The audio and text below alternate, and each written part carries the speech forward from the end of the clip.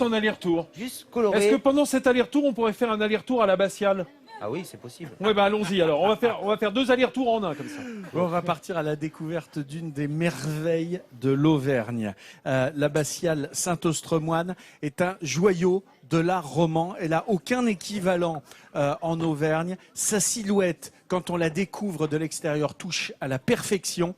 Et cet aspect extérieur prépare au choc de l'intérieur.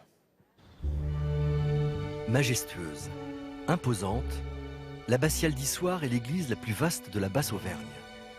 Construite au XIIe siècle, de style roman, elle est un bijou architectural. Le matin, lorsque le soleil perce les feuillages, l'église semble rayonner. Cet incroyable halo de lumière qui entoure l'édifice n'est pas une illusion.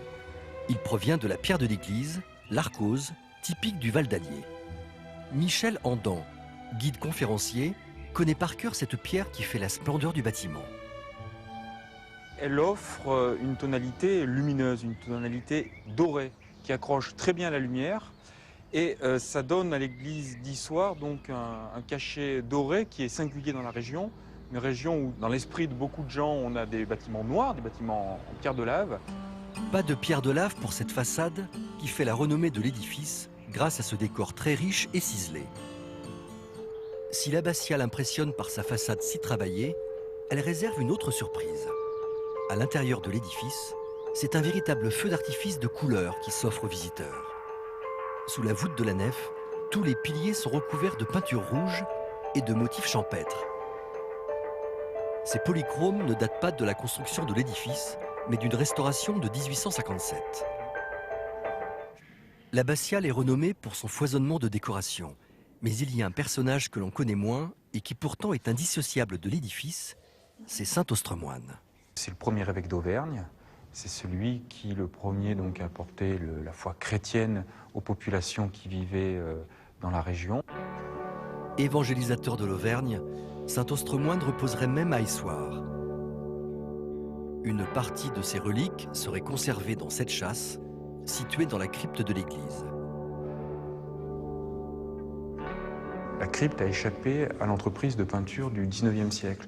Et donc, on a quelque chose de beaucoup plus minéral et pour beaucoup de personnes, quelque chose de plus conforme à ce qu'on se représente de l'époque romane. Tantôt sobre, tantôt luxueuse, l'abbatiale Saint-Austremoine est un édifice incontournable de la vie touristique à Issoire.